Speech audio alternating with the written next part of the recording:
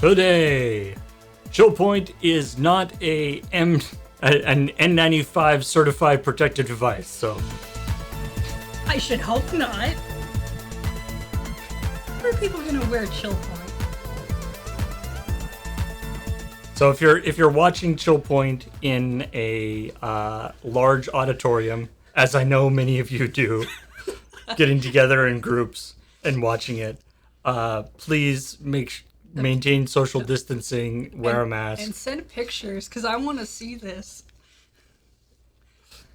Goodness, if you've got like an auditorium booked out to show any of our videos at any point, you need to be tweeting the pictures of that at us. Yeah. We're gonna want to know. The ChillPoint Stadium is full. Yeah. Hey everybody, welcome to ChillPoint. Now I can take off my head. Now the beginning part is over. I just need the headphones for the beginning bit. Make sure it sounds good. Well, so I know when to talk. I mean, yeah. I guess fair. I could probably guess because it's the part where I'm on screen. The coming up kind of is the screen. At the that's what time. That's what Graham and Beige have to do because they can't actually hear it when they're doing the. Yeah, but they've got the magic of post production on their side. That's true. I can fix it if they're off. You can move it. Hey everybody, welcome to ChillPoint, the show where we talk about the week's video game news as well as the episode of CheckPoint that went up this week, which went up yesterday. Yes. Yesterday. This isn't like last week where things were weird and everything was wrong and things are back on schedule. So yeah, actually, as a programming note, I did actually this episode of CheckPoint was recorded slightly differently than previous ones in different program, which resulted in one, hopefully being a little not having that like weird audio glitches that was happening occasionally. And two, hopefully you didn't know about too much because we tried to edit around them. And two, I accidentally loaded in the wrong intro that didn't have Beige in it. I didn't even notice. I watched the whole thing, and I guess until somebody made a comment where they were like, they got rid of Beige. That was the reverse Beige drop where he just drops out. I mean, if you're gonna drop in, you also got to be able to drop out.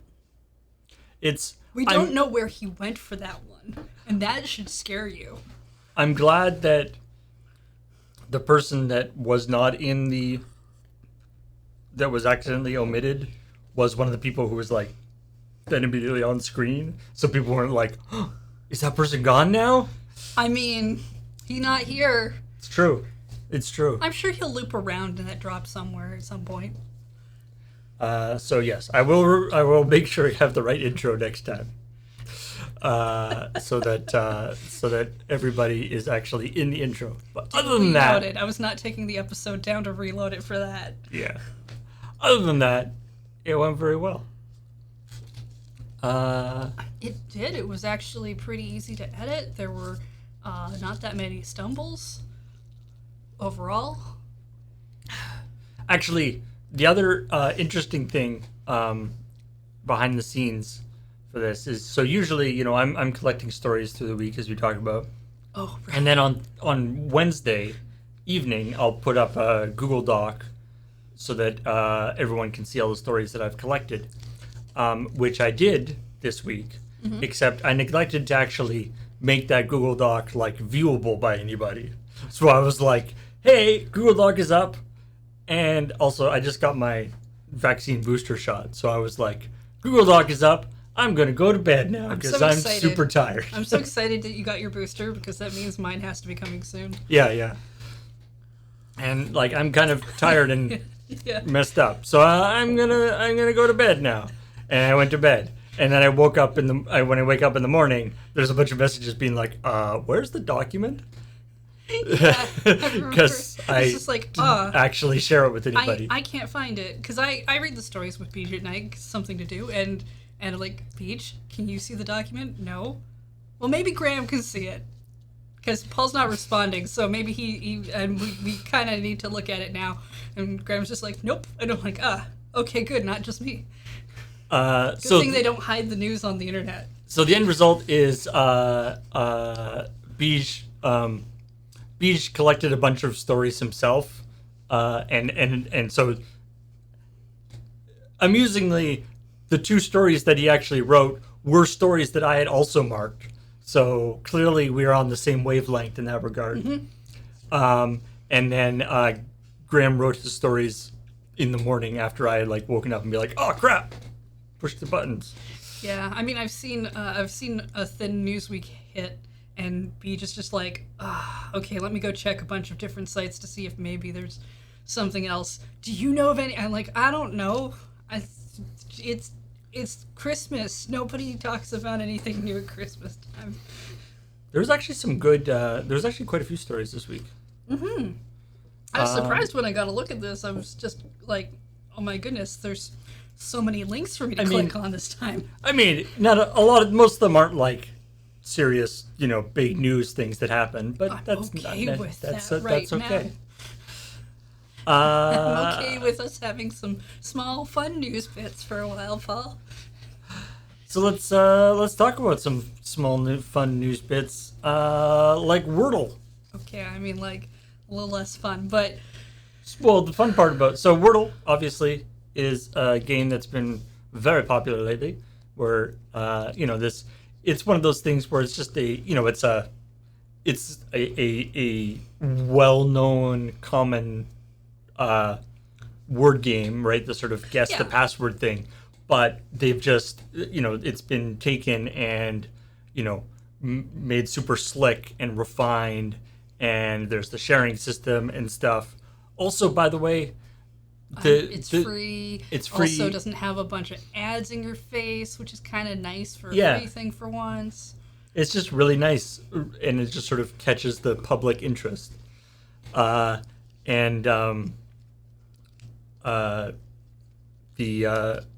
the thing that I like about it, or the thing that I found out about it, is that the guy who makes it, the guy who made the version of Wordle that everyone plays.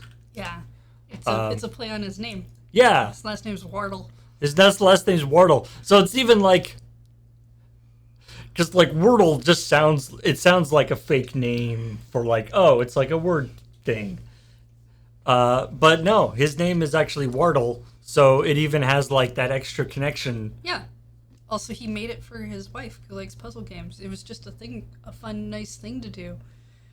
Yeah. And then it became massively popular. I hope he isn't being buried in server costs.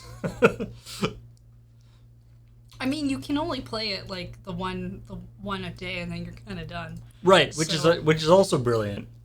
I remember, and so this story is about how the game is online, it's it's a web page that works very well on a phone. It formats itself very well for a phone, but there isn't actually an iOS or Android app for it.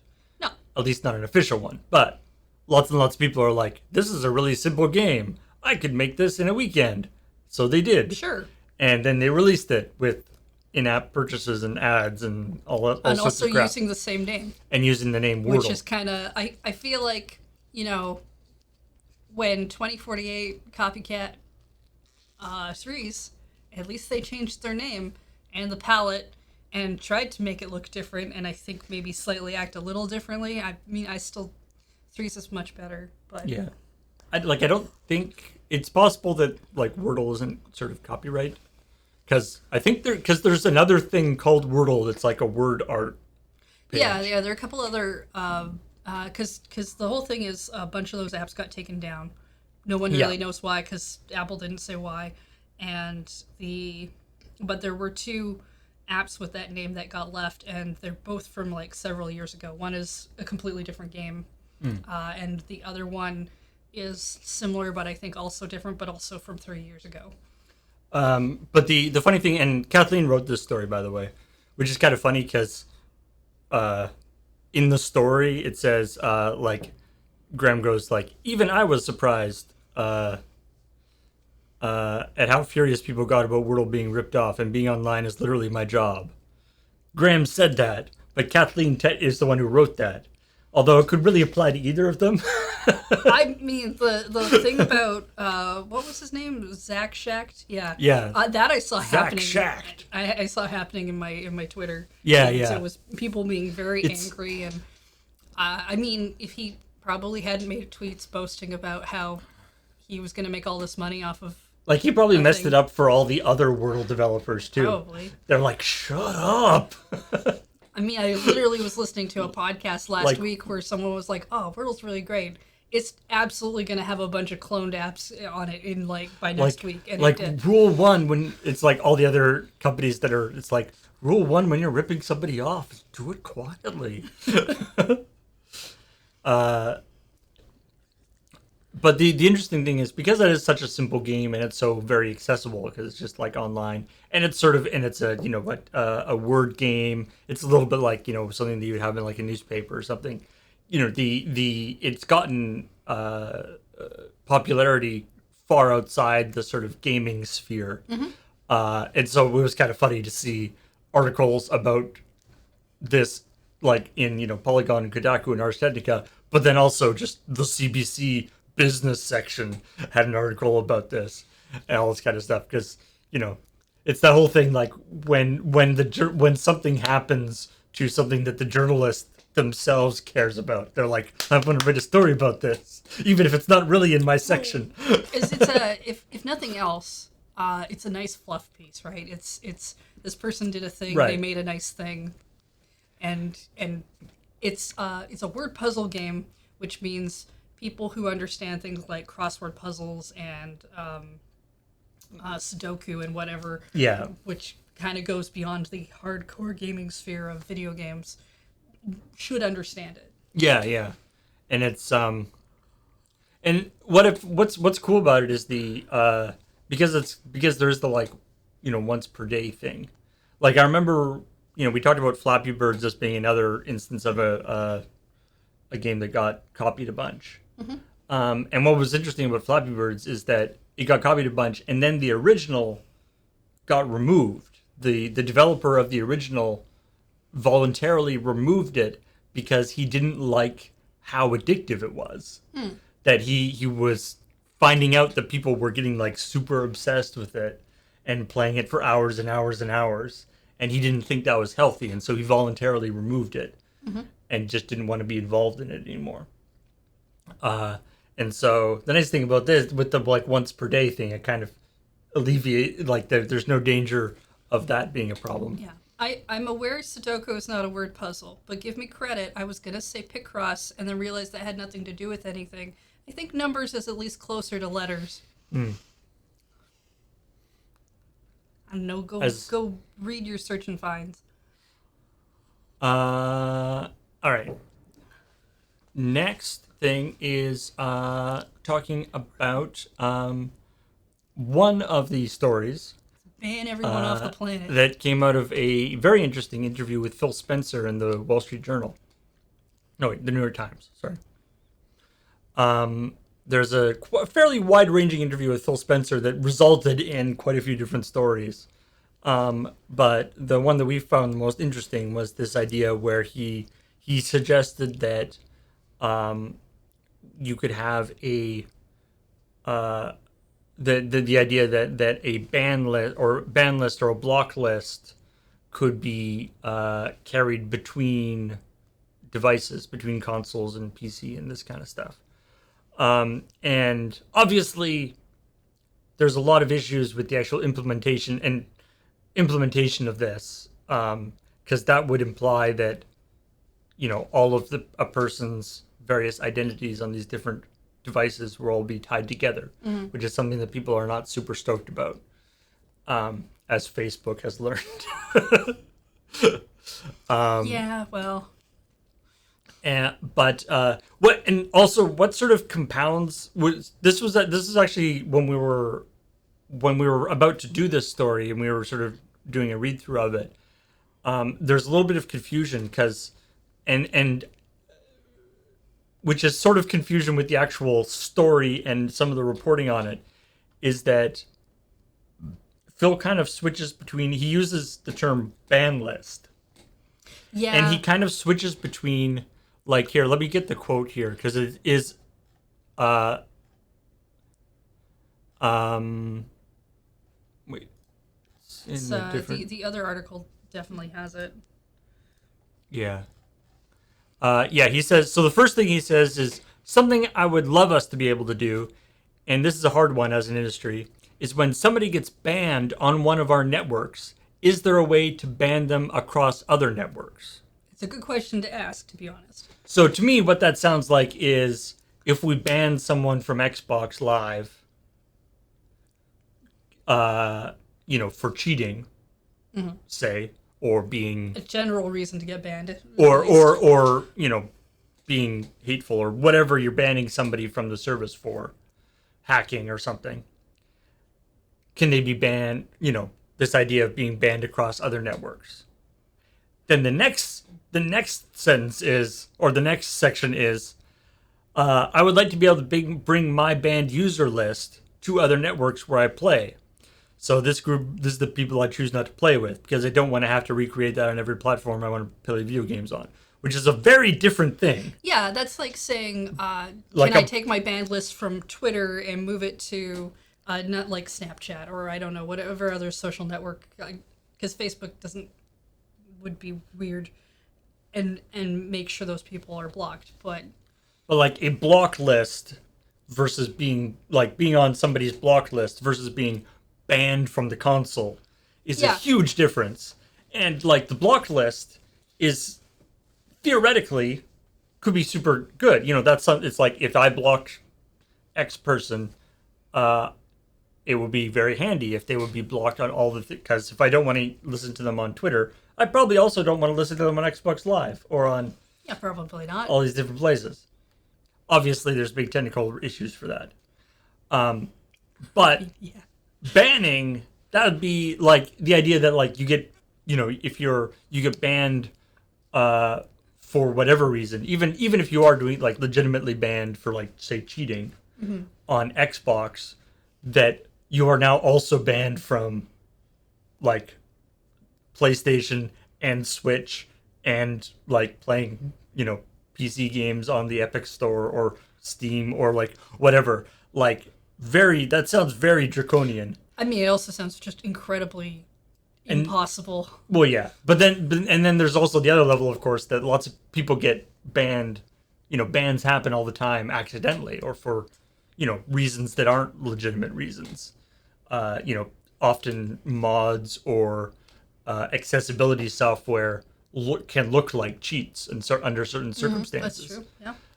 Or I mean, we have massive reporting on somebody disingenuously can cause something. we do have some of the banning that happens, not across gaming platforms necessarily, but in something like if you have an account for, I guess Blizzard would be the one for that because they have WoW and they have other games, and you have to have a Blizzard account, and your games are attached to that. They could block you on everything, ban you on everything for being an asshole. Yeah. If they really wanted to, but I think they probably do sometimes. And there has been things with that, like if you, and somewhat controversially, but like if you get blocked, if you get, say you're playing, this actually happened with Overwatch, where somebody gets banned in Overwatch for whatever reason, they lose access to their Battle.net account, which is also, all the other Blizzard games, which is, kind of hard to. Yeah, it's tough. I'm not sure if I'm for like a ban across all systems. I mean, especially since not all systems do account banning. Right. Nintendo specifically bans your console and not your account. Interesting, right? which is it's a huge deal because if you're buying a used console and someone's been banned, it doesn't matter what account you attach to it. Oh, interesting, right? That system won't be able to go on the internet, and that's probably I think one of the most awful things I've ever heard of. I think Xbox and PlayStation do that as they can do that in certain circumstances as well. But yeah, they tend to ban an also account, ban right? the account. Yeah. I'm more for the idea of a if you could get it to work a block list where if I decide to block somebody in a game and there is a way to identify that that's the same person in a different game that I play that they've already been blocked, I'm for that. Yeah, yeah. It's like, and that's not even like because you block people like people you block in game. Sure, that could be like this person is an asshole. It could also be like I just don't like. There's things that people can do in a game that make you want to block them that isn't actually like offensive stuff. It's just I don't want to deal with that person. Yeah. And it's like nothing. Not saying that that person shouldn't be able to play this game or whatever, or they're a detriment to the community or whatever. They can no longer talk to me. I just don't personally want to deal with them. Right. But Anyway. I do think it's an interesting question to ask. Is like, is this even possible? And it's like we're pretty far away from that. Yeah. And of course, Beach's solution, which is do it on the blockchain, which I'm pretty sure would not actually help anything. That was just so he could make a dumb joke. Of course it was. And I'm only pointing that out because I've had a couple of people tell me I need to ring in my husband, and you can all boink off. It's like one, no. No. And two, like, that's not your job. It's not my job.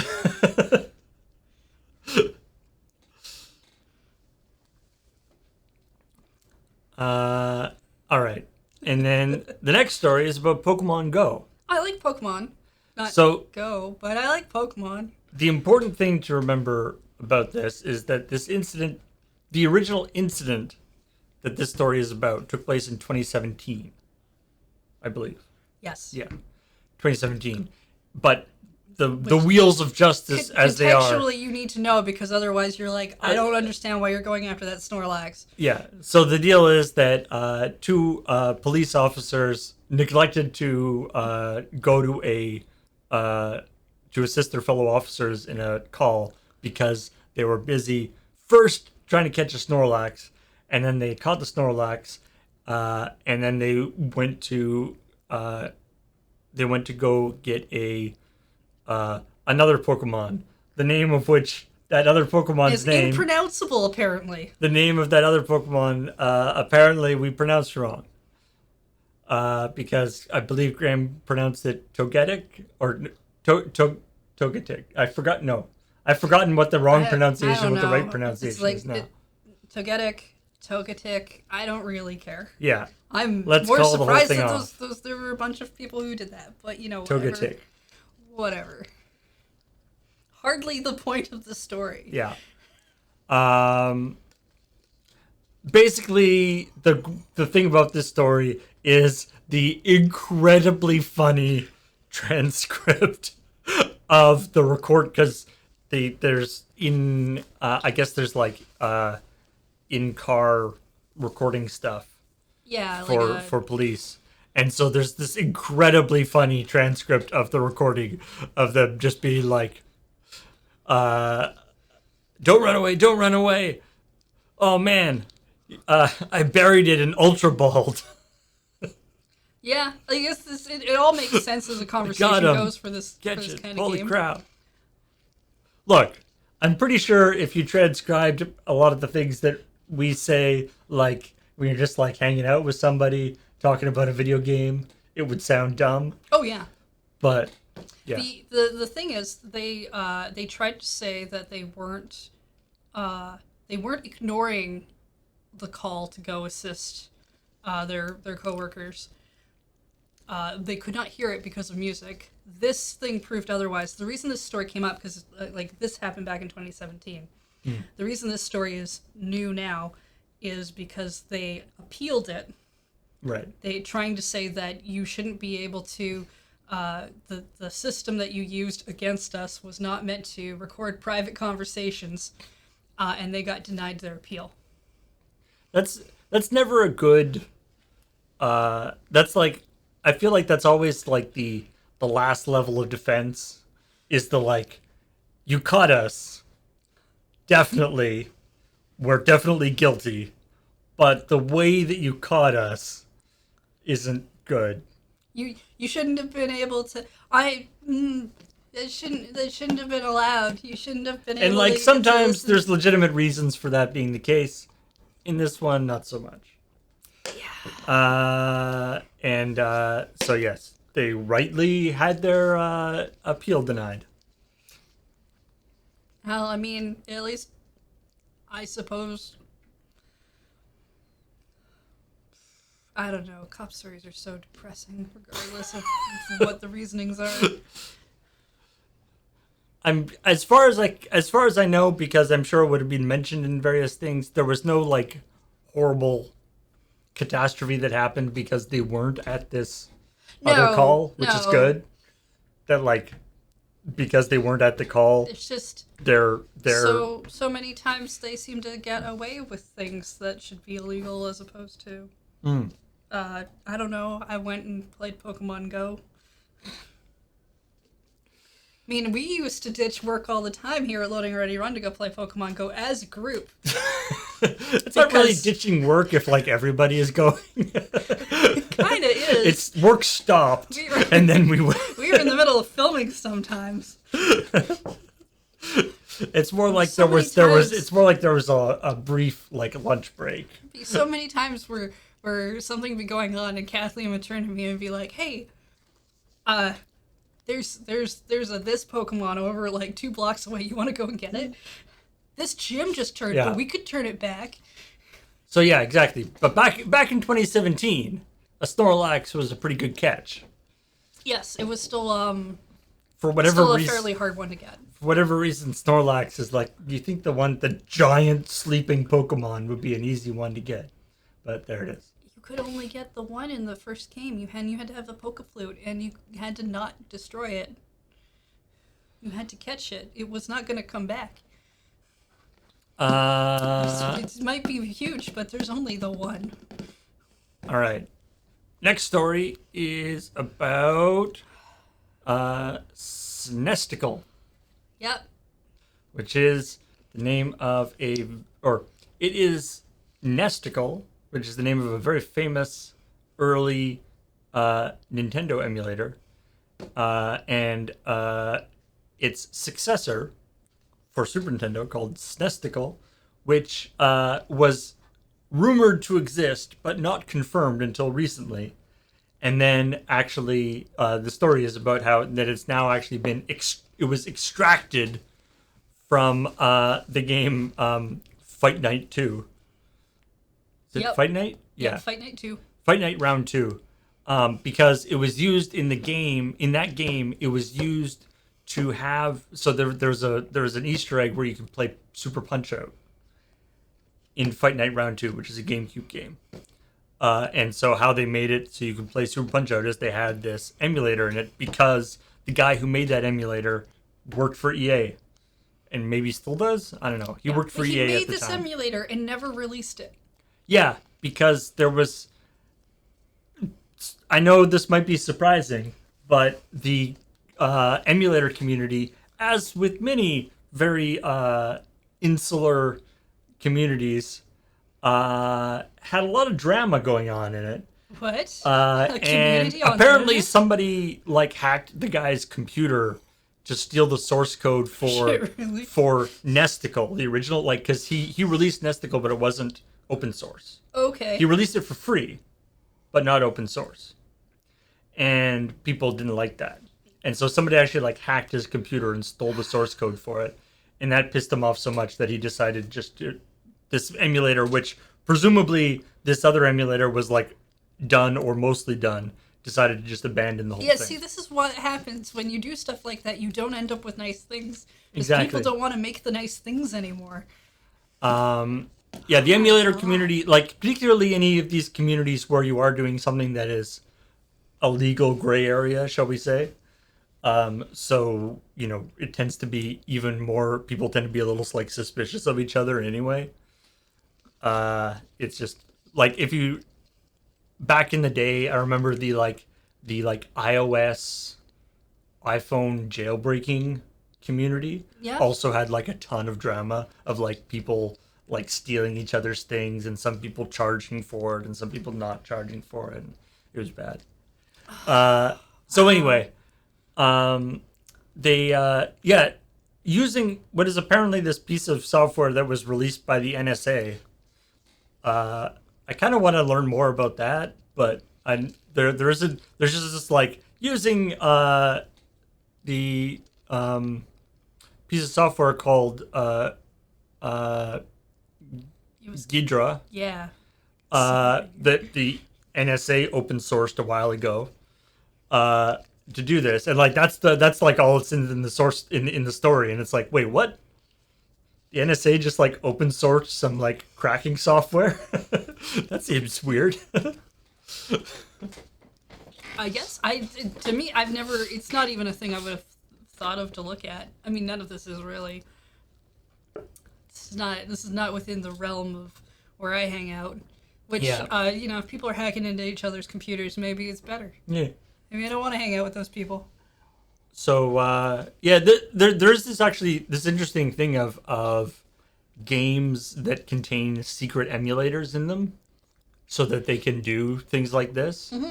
Because I know that there's been a couple of instances of different where people have figured out like games. I think there was a game on the Wii or the Wii U that was a similar thing where it had an emulator in it, and people figured out how they could like side load in their own ROMs. That it would like if you put the ROM in the right spot, it would load it, assuming that it was the different thing. So because it's a lot easier, obviously, to just include an emulator rather than trying to like make a special version Yeah. of that ROM I mean, to play in the. As seen with this story, even big companies use emulators for their own stuff too. Yeah. Especially for things like backwards compatibility sometimes, or And I ports. and Sometimes ports of games are just they have emulators inside the thing to make it work. yeah. And as I was saying, most emulators these days, or a lot of the emulators these days, are open source, and a lot of companies have actually then gotten in trouble because they're like including an open source like GPL licensed emulator in their commercial product without doing the appropriate disclosures and like Yeah. which is kind of funny because people will be like playing the game and then like notice a certain thing that's like indicative of a certain because it's like either you use this like freely available open source emulator or you have to like make another one from scratch, which is tough. I mean, from what I understand of programming, if you can avoid making anything from scratch, you should. At least that's how I understand it to be. Why there's somebody else has already Programmers- done the work. You're not doing it all yourself. Yep. Programmers very lazy, which I say as a programmer. If I can not do something, I'm like, yes. Like put 500 hours into a video game. No, if I'm gonna put 500 hours into a video game, it better be a darn good video game. Have you put 500 hours into any video games? Can you think of even? I'm a couple hundred hours into video game. I don't know if I put maybe Creeper World, to be honest. I enjoyed Graham's thing of like for- Final Fantasy VII because I just replayed the first 5 hours probably enough times as a kid. There's a bunch of there's a few games like Creeper World. Actually, more recently, Deep Rock Galactic I could is see a that game one, yeah. that there's these games that like a game of Creeper World or Deep Rock Galactic takes like half an hour to an hour, and so it's not like I've been like playing the game for this amount of time, but I've had the game for like 10 years. Not Deep Rock Galactic, but Cooper World had the game for 10 years, and then and I just like keep coming back to it over and over again, right? And the time just builds up. Yeah, I mean most people are gonna have games like Slay the Spire is a game that you could easily rack that many hours into, or like Sims, or I think mine would be probably Stardew Valley at this point, and Animal Crossing New Leaf. I haven't gotten 500 in New Horizons, but New Leaf, there's an achievement for having 500 hours in the thing, and I know I've gotten that one. I always love when you go to like a game's Steam page, and there's a negative review of the game that's like, this game sucks, blah blah blah blah blah, and it's like time played 600 hours. It's like, can it be that bad? I mean, maybe if I'm allowed to count the Switch version of Hyrule Warriors, the Wii U version, and the 3DS version, I maybe have 500 hours racked up along all of those. Really? Yeah. Wow, Hyrule Warriors isn't even that old. Like, it hasn't been out for it's the first one. So it came out for the Wii U originally. Oh, okay. This has actually been out for quite a while. Beach and I together put 60 hours each into just the mainline quest. Oh, wow. Until he dropped off, and then I just kept going. So anyway, this story is about Dying Light 2. It has 500 hours of gameplay. So it's great. They came out with this. They did like a tweet with like this banner. It was like 500 hours of gameplay. It's 534 hours to walk from Warsaw to Madrid. That's so long.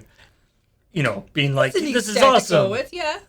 And people were like, but we don't really want a 500-hour video game. Yeah. We would like a video game that could be like, maybe we'll play it for 500 hours, but we'd like a video game that's maybe not that long. Yeah, I don't mind the idea of like, oh, it turns out I spent 500 hours into a game I really liked, but I don't want to be told up front that I'm going to have to play 500 hours to get through this game. That's a lot. And it's like, and people rightly, it's like, if there's 500 hours stuff, there's a lot of that can't be like good stuff. Like, there's going to be a lot of like fetch quests and like, like both artificial ways to make the game longer. Yeah, like Deep Rock Galactic is a procedurally generated thing, so it just generates new levels. Or Creeper World has tons of user generated stuff. Like, you can't make 500 hours of like really solid, interesting content is just not practical to make unless you're spending way too long making the video game. So you think this probably turns more people off than it makes people excited? And so then they realized that they had maybe judged their audience slightly wrong. And so they revised it to be like, what I love is that they did like another tweet with another graphic in the same like sort of distressed font, like sort of hardcore distressed font, where it was like, the game is actually 20 hours, it's very reasonable length, or 80 hours if you're a completionist. The 500 hours thing is if you want to go see everything and do all the little teeny bits and do all the stuff. Like, there's this like huge explanation of like what the 500 hours like mean. 500 hours to see all the endings, get every piece of dialogue, visit all the places in the map, do all the side quests, and do whatever. And I'm like, okay, while I understand there are people who do completionist runs for things, unless there's like achievements to like really be like, oh, you have to do all these things to 100% this game, most people don't go that hard. There's some people who do, but it's... You talked about the Animal Crossing thing. Like, now, I feel like now they are obligated to put you've played this game for 500 hours achievement in this game when it comes out. Like, people can just leave the game on to get the achievement. But just having that as an achievement just for the meme. Well, it's why, because, how long to beat.com, the last time I looked up Animal Crossing New Leaf, the 100% completion rate had it at, 300 and some hours, and I was just like, how do you get that when But it's like, You need 500. Like the What- clock literally needs 500 and it's to like, get this one achievement. what do you consider to be beating Animal Crossing? Well, clearly not getting the achievements. Which is that's actually I think we did I think we didn't actually do it as a story, but one of the things I marked as a story a while ago that was like the speed run for like Nintendogs, Yeah. which is just like which is I think the community has decided the speed run for Nintendogs is getting the dog to your and winning the like dog show. I think there's like a dog show or whatever, but it's just the idea of speedrunning Nintendogs where it's just like pat, pat, pat, pat, pat, pat, pat, pat, pat, pat, pat, pat. How many pats per second can you get in? Okay, play with the dog, play with the dog, play with the dog, pat, pat, pat, pat, pat, pat, pat, pat, pat, play with the dog, play with the dog, play with the dog, pat, pat, pat, pat, pat, pat, pat. It's just like I feel like you're missing the point of the game. I mean, my understanding for because if you're going for a completionist speedrun of stuff like Cooking Mama, depending on the game, it's faster to just fail some of the recipes because it'll let you continue forward. Right. Which also seems a little against the grain. Yeah, it's not a best cooking run. No. It's not a run for It's literally fast food. gold medaling or whatever it is you do in that one. All right. And then clearly you've probably walked 500 hours in that delivery whatever game. oh yeah, I mean, in Death Stranding, it's really weird. The map in Death Stranding is really weird because it's the United States, but it's like teeny tiny United States.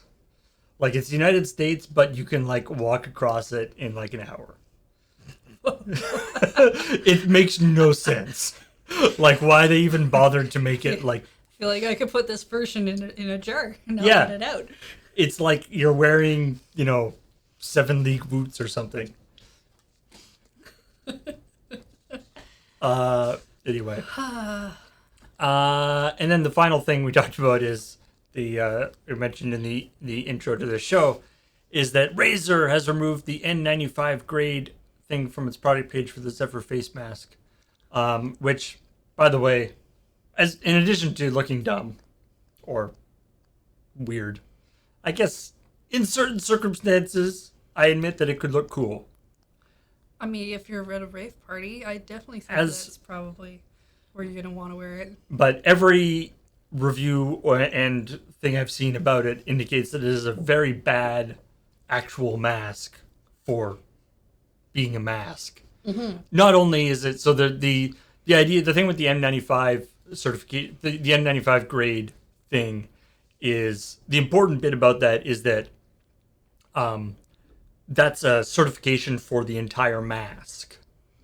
So like if, and I don't know if this is true, but if, for example, the filters on the mask have N95 material on them, that doesn't make the mask N95 grade. No, they have to get it. There's a bunch of, for one thing, it has to be certified, which I don't think they did. And there's like, it's like the seal on your face, the materials it's made out of, all sorts of different things in order to actually make it an N95 mask. Also, apparently, like, it's like, if you think of like a regular mask that people wear, like, it's covering your whole face, but that whole part that's covering your face is breathable. That's a large surface area, right? Mm-hmm. Whereas this has these like two little small circle things that's supposed to be like your breathing part. And it's just like not well designed. And like fancier masks that have systems like that will have like forced air things where like it actually has like a fan that's pushing air through. Yeah, I can see. Or like a gas mask where you have one-way valves, so you're not. But the way this is, you're basically, it's just the amount of, you're just not getting the airflow that you should be able. It's just a bad design. Yeah, but also it's why false advertising to list something as an N95 grade if it's not. Yeah, and the shoulder graphic I showed there was actually like just a screen recording of their website, which now has the like, this is not N95. written on it very precisely. Yeah. All right. Let's look at other stories. So when Beej went off to collect stories himself, he also marked a story for Among Us getting turned into a manga, I mean, that's a very beach thing to do. which It is getting a one-off manga adaptation. wait, Which- is it going to be a black and white manga? Most manga is. But that's the only thing that's different. They all have hats. But the You chats give are them hats. interchangeable. Anyway, I didn't make the rules for this manga. Most manga is who does? black and white. Who makes the manga rules? Beach probably Oh. secretly, somehow. I'm sure he does. And then so presumably it's like, who's the traitor? The white one. And then the other one is Sega is opening a new studio in Sapporo, Japan. Which I see Beej put that story in and then like started writing an actual CheckPoint story and then didn't get very far in it. Yeah. But I like the take that he was going for on this, which wasn't Sega dying? That like when the Dreamcast failed, and like wasn't Sega like on their last legs? Yeah. Why do they keep expanding now? Though? I kind of remember the joke he was trying to go through with this was that the Dreamcast died. If they put a new studio up, maybe they were going to try to bring out a new console, and do you want that or not? And to be honest, want a console war? That's how they you do get Yakuza, they own Atlas, they have enough stuff that if they wanted to bring out a console, maybe it could do. It'd be a weird move. It wouldn't be something I'd want. The But- market is pretty saturated, and the players in the market are like huge at this point, right? But the boutique console market is just booming. That's true. That's true. Just re-release the Dreamcast. As far as I understand, the studio is to help them continue with games. It's not like, oh, we've made a new studio and they're working on a game. Nothing like that got announced. They just need to re-release. They need to release a Dreamcast that is like all the things that Ian did to his Dreamcast, but like built into the Dreamcast. Maybe they'll make a Dreamcast Mini. Yeah. And and I mean, they made a Sega Genesis Mini, right? and then everything Ian did will have been for naught. It probably won't have all the weird games on it that we really want, but it might have Seaman. Oh yeah, and then also there is going to be.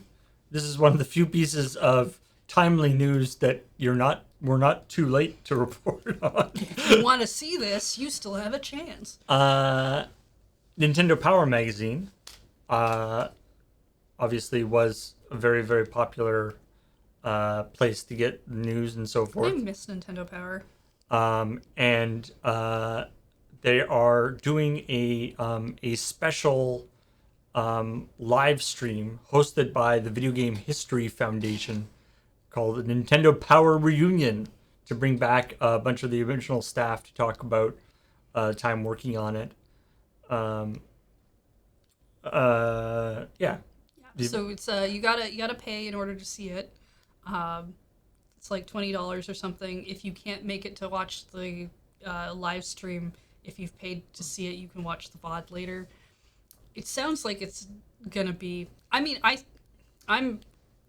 I'm potentially going to do this because I think it might be fun to listen to it. Yeah. Still it's- not Nintendo Power as far as I'm concerned, but there's a podcast now. There's Right. a Nintendo Power podcast, which is, I believe, Nintendo official. Like out, they record at Nintendo of North America. Do you listen and to it? Yep, I do. And the guy who hosts it was an editor at Nintendo Power, and it's an okay show. It's not as fun as the magazine. Hmm. It's very much a, oh, we're going to talk about the topic of the day, and when you listen to it, it is the advertising you expect of the thing, and it's fun, and it's okay. They do a quiz section I quite like, where they'll ask about what was the game on Nintendo covers 10, 20, or 30 years ago. Oh wow. Which can be fun, and then generally they'll do a round where you will they'll play a sound effect, and they have to guess what game the sound effect comes from. Oh Jesus. And I like that part, and as like a casual listening to thing, I like it. But like the whole reason to get Nintendo Power was to see all the cool game maps, and that's really hard to do in a podcast form. Well, I remember, it's funny, like Nintendo Power specifically, like I remember, a few years ago when there was a lot of consternation about this idea that video game news websites were working too closely with the game developers. Yeah. That that they weren't, that the sort of 7 out of 10 is like the lowest rating they can give any game kind of thing, right? I remember at the time though there was the thing being like, we can't trust these game companies. It isn't like,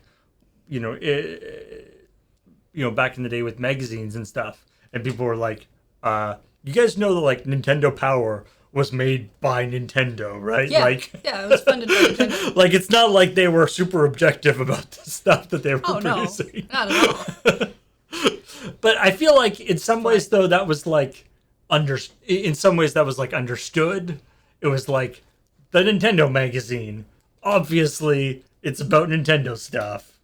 They're not objective. At least, like they weren't pretending to be objective about the stuff. Didn't read it for the reviews. I mean, I did read the reviews in the thing, but again, it was about the maps and stuff. And I feel like if you start reading through the beginning of a walkthrough guide, because they'll give you like maybe the first chapter or first dungeon or whatever, you can tell whether or not that's going to be a game you think is even interesting.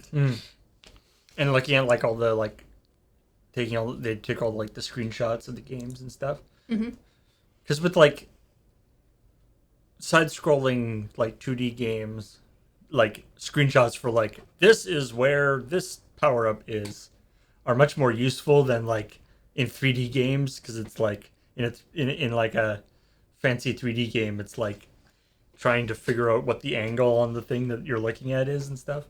Anyway, yeah, I miss it. I would love that to get revived. It's one of the few magazines that I would probably still read. I remember when they gave them out at PAX during the last issue. I mean, I guess those maps and stuff are just on like Game Facts and things. Like now, but Pokemon Black and White was their covers, so the two legendaries. I saw a. So I learned about Golden Sun and all the cool RPGs of the day that I couldn't afford to buy. I saw an article on, I think it was like on Hard Drive, which is like a parody. It's like they're sort of like The Onion, but for like video game and tech news. But there's a thing that was like, it was like man who has just purchased Pokemon Shining Silver, suddenly extremely concerned about the COVID Omicron and not going outside. It's like suddenly increasing their safety because Shining Pearl? Shining Pearl, yeah. That's okay, it. Yeah. cool. It's like man who just purchased Pokemon Shining Pearl suddenly extremely concerned about Omicron and not going outside. Anyway, actually, speaking of Pokemon, this wasn't even supposed to be a segue, but it works. Oh, hey, cool. In Pokemon, the remix of Pokemon Diamond and Pearl, there's a Easter egg. This is not timely. You would have definitely missed this if you hadn't done it already. There's an Easter egg that was brought forward from the original games that came out in 2006. Um, so in the original games that came out in 2006, on the birthday of the director and composer of the Pokemon games, Junichi Masuda, I think. I don't think I've ever heard his name said out loud, so I couldn't tell you. So in the original games, on his 40th birthday, so 2 years after the game actually came out, Mm-hmm. uh, you you head to Snowpoint. There's a Easter egg called Diamond Dust, where let me actually just show the thing. Where basically, normally a place that normally is snow is actually like becomes like glittery Yeah, this dust that comes down. weather has an effect on the game. So Right. like hail and stuff during fights, but because this is diamond dust and it's very pretty and sparkly, it basically takes out the hail that would have been there potentially in that area, so you don't have the effects of hail and whatnot in your fights and whatever. A hail of diamonds would be horrible. I mean, hail itself is not a fun thing, but yeah, they did this for his 40th, and people found out because he tweeted about it Yeah. that people should go check this out. This thing that would happen at the time, I think is what. So on January 12th,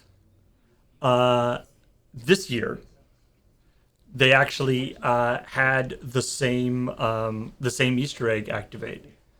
So in the new game, Snowpoint, in Snowpoint City, you get diamond dust Yeah. that comes down. Apparently, they do this for other things too, like the New Year's Eve and apparently the player's birthday and stuff. So it's not just this one day, but it's still kind of a neat. Yeah, it's just like a wholesome Easter egg that they decided to bring forward. Which, I mean, good. The game's supposed to be 1-to-1 the same, so glad they kept it. I've never played them. Who knows? Oh, hey, shooties. Yeah. PUBG.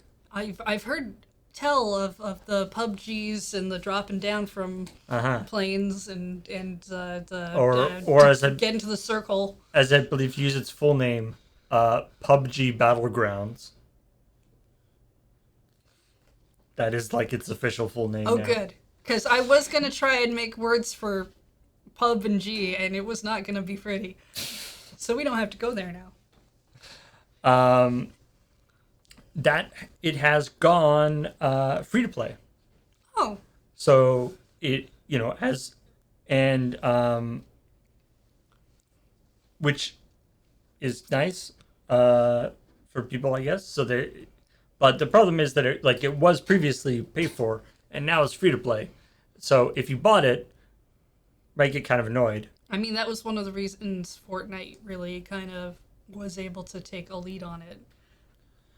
I mean, other than a bunch of other reasons, I'm sure, but it's a lot easier to get people to try out your game if it's free than if true. you got to put money down on it. And so what they decided to do is, if you bought the game in the last 5 years, which I feel is very generous.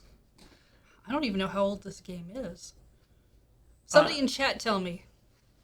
That can be your homework. You will be upgraded to you get the paid tier of you get Battlegrounds Plus, which is normally $13 or $12.99, which gives you a bunch of bonuses like XP boost, 1,300 G coins, glove, mask, and hat set. We'll also get a special commemorative pack of in-game cosmetics. According to chat, it came out December 2017. So, Yeah, so it's pretty much everybody. I mean, that's pretty good. I was just curious if it was like, if you got in really early, if you somehow You're just missed like- the deadline. Like, just Just slightly. by a month, yeah. Which seems pretty weird, but yeah. Well, I mean, I'm glad if they're taking it free to play. If you've paid for it, then you're getting a thing out of it, and it's not just kind of bad feels of why didn't I wait longer? Why didn't I wait 5 years for this video game to be free? So, that's neat. Speaking of bad feels, Oh God, I hate this story so so much. this story is about Tabletop Simulator. And they have decided to remove the global chat for Tabletop Simulator. Which, by the way, I gotta say, in all the time that we've spent, in the past 2 years or so, playing digital, like, online, like, digital versions of, like, board games and things, the global chat is always terrible. Like, it's always it's always either, like, non-existent, as in, like, nobody's talking in it, or it's just people being like, hey, I want to play this. Hello? Anybody? Like, or, like, this person sucks, or whatever. Like, it's the idea that you're just thrown into a chat room, like, there's no, like, sub-chat rooms or anything. It's just, like, one giant global chat room of everybody who happens to be playing the game. It's just a bad idea. And they apparently agree because they've disabled it. Now, the reason why in this particular case is they've got a bunch of backlash because they gave a suspension to somebody for saying that they were gay And trans. in the chat, and it went sort of back and forth on stuff, and there's like two levels to this where it's like apparently some of it is that there's like auto mod stuff for basically gay and trans and certain words because they're habitually in the global chat habitually used in an insulting way, which is something that has come up in other circumstances too. I think Twitch had a problem with that too, where Automod was marking that kind of stuff. So hard to keep track of what happens. Because like if you make a big list of all the words that are used in offensive messages, a lot of them or some of them are going to be words that people also use in non-offensive messages, and sometimes there'll be words that are important for people to use in non-offensive messages, like gay and trans and LGBT and all that kind of stuff. Then unfortunately, so this person got suspended. They asked somebody about it, and then you got one of these things where it was a very where they're like, we don't want any politics, and it's not the place for politics. Whole, like, it's a place for talking about the games. We squashed down on identity because it's politics. Yeah, so very bad luck, and some sort of repeated doubling down on things until it gets to the point where a big backlash happens, and then of course they're like, this was a mistake, blah blah blah blah. It's not our. So, but there's always the like, this does not conform to our values, blah blah blah. They've removed global chat while they reconsider their moderation rules. Is basically what's been said. It's not a thing of they intend global chat to necessarily go away forever. But it's like. But that's how they're dealing with it, and they did post a couple of messages that were we do want to be LGBTQ plus friendly and these things. They have done various sort of performative-y, like I think they have done various support things to support LGBT around Pride Month and all that kind of stuff. I'm more curious to everybody does. I'm curious to see what happens later, like when they come back and they're like, okay, we've reviewed our moderation rules and this is what we're doing, and it's just I'm more curious to see what happens with that, because right now it's just we've taken it away and we got to think about it. Like, I don't think there's any way to do that in a way that isn't having a bunch of moderators who have training and understanding, right? Like, Oh, modding any kind of community is very hard. and unfortunately, but like unfortunately, it's just not something that can be done in a. It's not like we need a better word filter. Like, it's just it's not something that can be done in an automated way. In a technological way, that's harder. Yeah, the game's also gotten review bombed in several ways. Although apparently, because of this. I feel apparently there's been like bomb pro and anti bombing. Yeah, that's kind of balanced out. Weird. So also, Steam is actually apparently fairly good anti review bombing tech now, so it didn't really affect things too much. But it's definitely, yeah. If I was, I mean, I haven't played Tabletop Simulator. I don't know all the global chat was being. I don't know what the global chat was being used for. Maybe there was all sorts of good stuff that was going on in there. But if I was them, I'd be just like, it's more trouble than it's worth. Let's not bother. But that's just me. I mean, ideally, I think in terms of this kind of game, you would want it to be a thing of being able to find people that you want to set up specific games with. Yeah. But I feel like there's a better way of doing that than just a free for all global chat. Yeah, probably. Like an actual like matchmaking system. Yeah, I don't know. So we should just move on. We should to Zynga. Zynga. Developer of Words with Friends and Farmville and Wizard of Oz slots. Yeah, which just sold for $12.7 billion, which is a lot of money. Yeah, that's a big number. It is a big number. And as this article talking about, that's not, if you think Zynga is the people who make Farmville and that's it, then that might seem strange. Oh, they make a lot of mobile games. But they used to make a lot of Facebook games, and then they pulled away from that and went more to mobile. Right. But they own Small Giant Games. They own Graham Games, Peak Games, Rollick, Extra Games that makes Torchlight. It's a lot of smaller studio. Yeah. With those, so apparently, according to this article, with all the companies under the Zynga umbrella, they currently attract over 168 million monthly users, and made $706 million in revenue last reporting quarter. Still doesn't seem equally worth the money for billions. Yeah, who bought them? Take-Two. Take-Two. Yeah. Right. Take-Two. Let's see. They're known for Grand Theft Auto, Red Dead, Civilization, Borderlands, BioShock, 2K sports games. Honestly, it just sounds like they wanted a studio to make mobile games. There's a lot of mobile studios you could get for less than $12 billion, is what I'm saying. Are there? Are there any for sale that were left? Maybe Zynga just owns them all. Earlier, so maybe they didn't have much of a choice.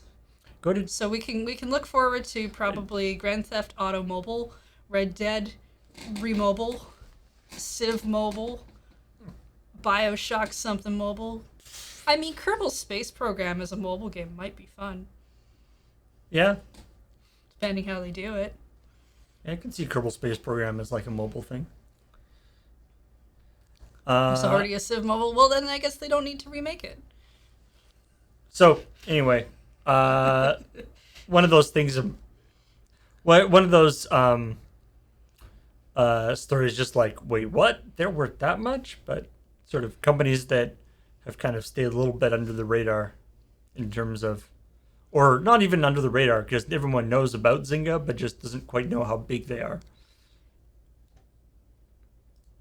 Well, people look down on mobile gaming because it's not like a AAA game and other things. There's some really good mobile games, but I feel like it's not to the point where people who are really into video games or who are gaming enthusiasts who have that PC giant whatever setup where they're like, oh yes, mobile games.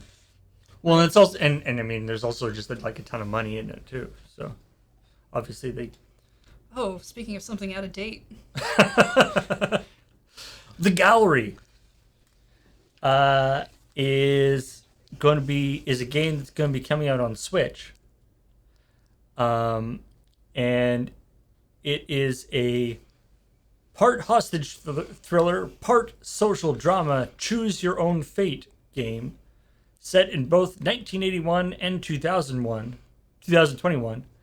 As an art curator is held hostage by a portraitist who wants to paint them and threatens to detonate a bomb if they're interrupted in any way. But what makes it interesting as a game is that it's not really a game. It's a choose your own path thing. Choose your own fate FMV thing. Because choose your own you can do as a visual novel style thing. They wouldn't have to do it in a video format if they didn't want to. So apparently, like when I saw this article, it was like a new FMV game is coming out. I thought it was going to be more like, one of these games where they combine video and things and real life stuff. Sure, yeah. Because that's what we used to call FMV games. Like, there's one, like Under a Blood Red Sky was one. The various games are like the original, like some of the games that like came on CD-ROM originally. That's what we often used to call FMV games. Whereas this is more like the those like the Netflix choose your own adventure. Yeah, actually, I was things. really more surprised that this wasn't a thing on Netflix. Apparently, this is going to be released also in cinema in the UK, where audience will be able to vote by majority with glow sticks. They think. It's Apparently that's in the trailer. Based on the ad in the trailer, it kind of looks like glow sticks, but I don't really know how you would. And it will be on do digital, that? online, and streaming platforms, so it might actually also come out on Netflix or something. Yeah. Have you played 428 Shibuya Scramble? No. It's good. It's so good, Paul. That's an FMV game people need to play. So anyway, it's I do think the idea of going and I mean, not in this day and age, but going and experiencing a choose your own adventure film style thing in a group where majority vote could be an interesting experience. But yeah, it's not the kind of game I'd want to download on Switch. It's just kind of the thing I'd rather pull up on a streaming platform. And I feel like you would want to I feel like it does seem like it's the kind of thing you would want to like do with somebody or with a group of people or something. Yeah. You probably get your own glow sticks, and use them to raise hands and count over who gets to vote for thing. Maybe make a game of it. Whoever in your group of friends while you're watching this video makes whatever dare or truth thing happen, they get to make the next choice. I like it. This story is just because I like speedrunning and I like people doing goofy things with games. Celeste, some streamer Missed AWP has beat the entirety of Celeste with a steering wheel and a gear shift. Their final runtime is pretty good. Yeah, apparently she's a speedrunner. Like, she's a Celeste speedrunner, normally. And, yeah, she used a steering wheel and a 6-speed shifter. So the wheel did the left and right movement. And the back shift pedals, like, on the back of the wheel, were for jumping and dashing. And then she used the shifter to go up and down. very impressive in the sense it's people finding new silly ways to play games. I'm Well, always and that's the thing, right? That's why she chose to do it. She wanted to do something that seemed kind of just silly to do, but would be fun. 2 hours, 14 minutes. I mean, I don't, I can't get through Celeste stuff normally in that amount no of time. So I do like the fact that they asked what was the hardest section to complete this way, and uh, they said it was the feather section because you can float through the air in any movement pattern, but because of her set right up, it's not really set to do that as easily. right. I love this quote.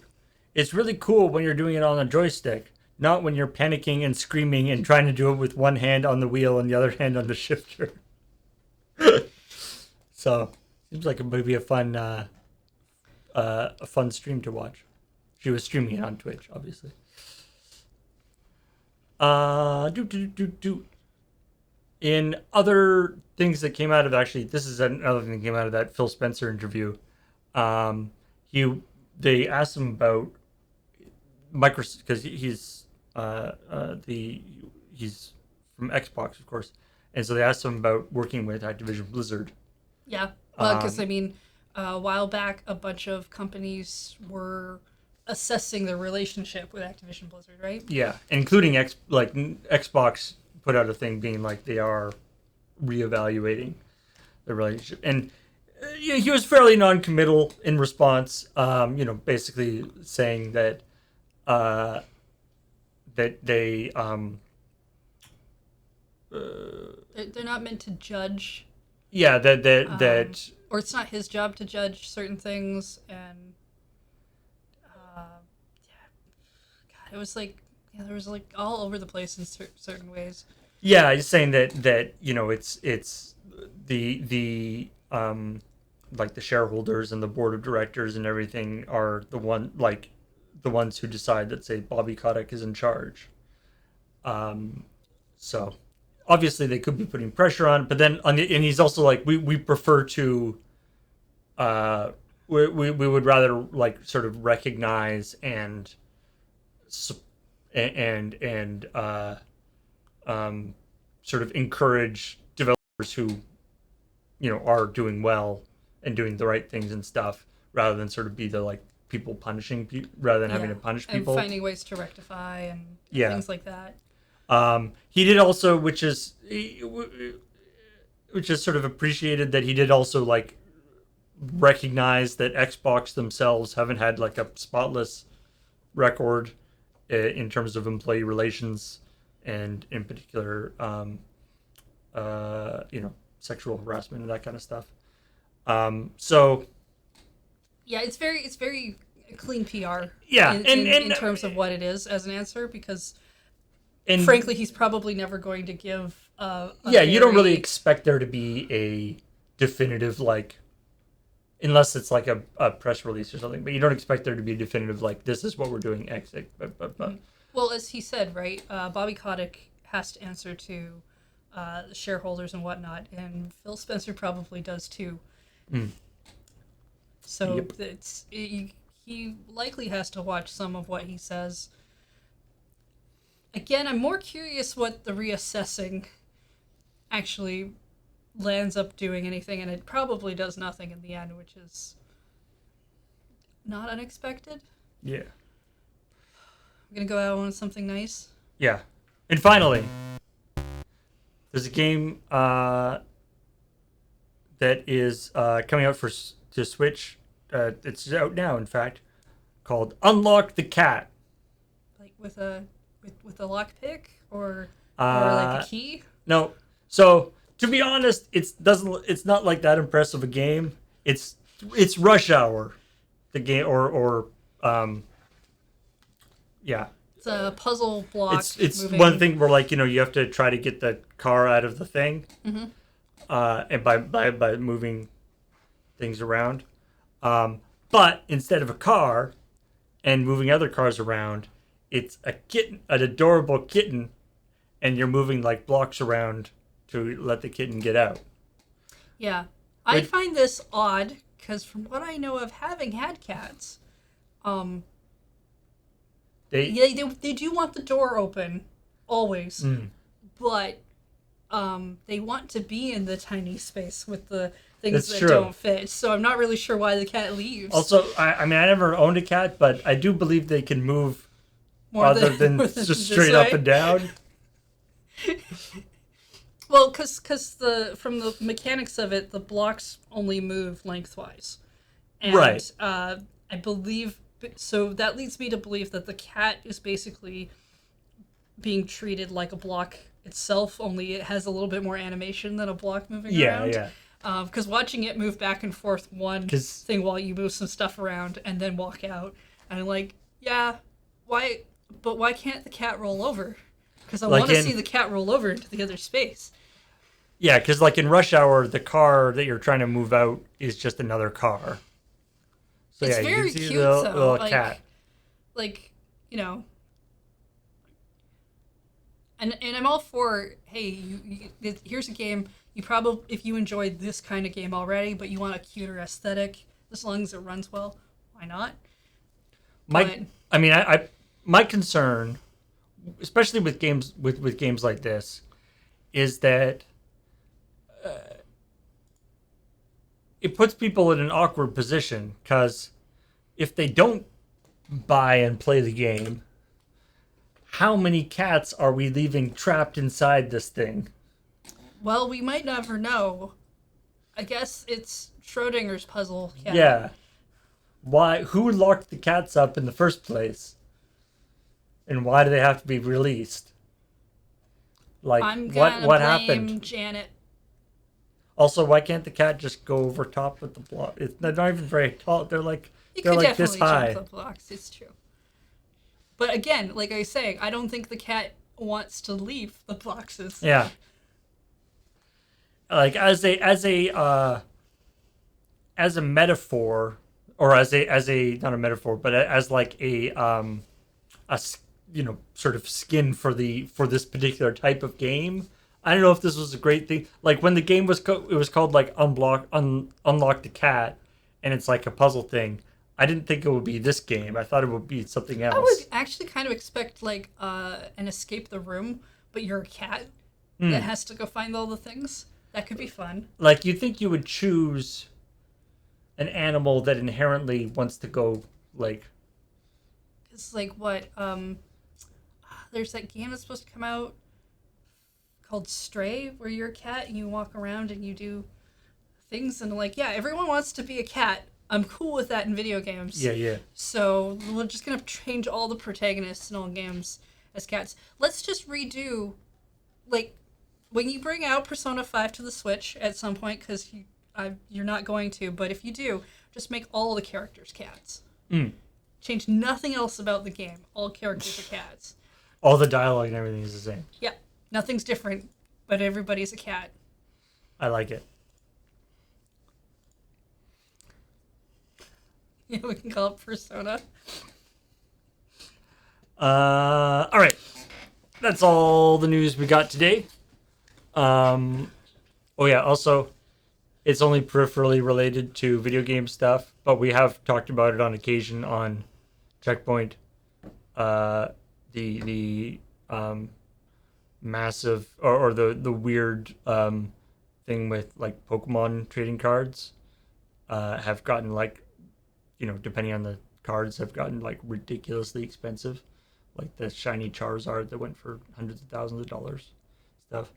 And so there was a heartwarming story that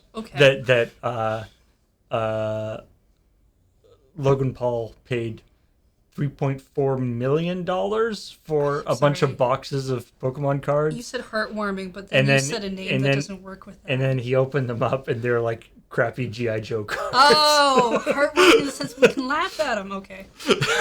He got super scammed. Wow. That's fine then. Which, yeah, to be honest, if it wasn't for the fact that the company that like authenticated the boxes is now like getting in trouble, I would actually be not surprised if this was like a hoax thing, that it was just like Oh, yeah. they were like just pretending to do it.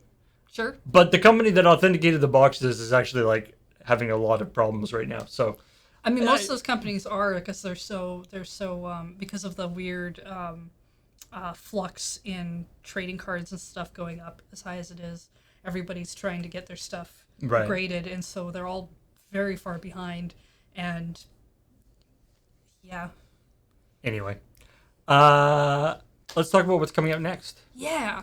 What is coming up next? It's Friday, so it should be a paper fight. Yeah, Friday night paper fight, and it's going to be Time Spiral Remastered. Now it says it's a 6-person draft there. It's not actually going to be a 6-person draft.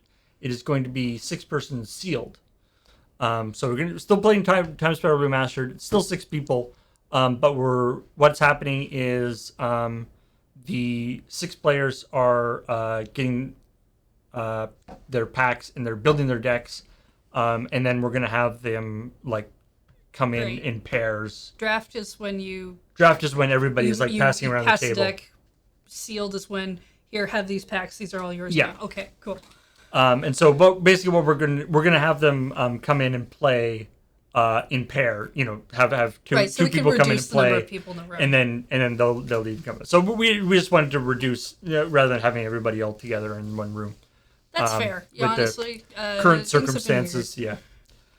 And then on Saturday, one more. With James and Serge seem to be deep stuck into the Tarkov world once weird. again. One more. The show where James finds a game he likes and doesn't know how to give it up until he does. Current feature, Tarkov. Speaking of not giving up on a game, We're so close. I think we only have 3 songs left. We can so totally make it. the translation that you figured out last time worked, and you were able to progress. Yes, and now we can play normal rhythm games where we don't have to understand what the game's trying to say in Japanese. Nice. And we can make up our own story about why Dracula's there. And the mummy. And that weird aqua monster. Are they having a monster mash? We did have a Monster Festival dance fight, which we won. Good. And then Slayer Spire is on Is This Your Card? Where Ben Wheeler is going to be slaying spires and Yep. with cards. I can't watch that stream because then I'll just want to play that game more. I can't afford to play that game anymore. That is a game that will make me play 500 hours if I don't. Wow, I watch didn't know you got so myself. into Slay the Spire. It's so addictive. I got really good at deck building. Speaking of games that you put Long. 500 hours into, apparently this morning Kathleen was like, I'm going to be done the game now. And then she was also like, wait, there's another dungeon? Oh, And it's way harder than the other previous dungeons, so I have to spend a bunch more time grinding? Oh, no. yeah, JRPG classic. When you think you're in the end game, but you're not.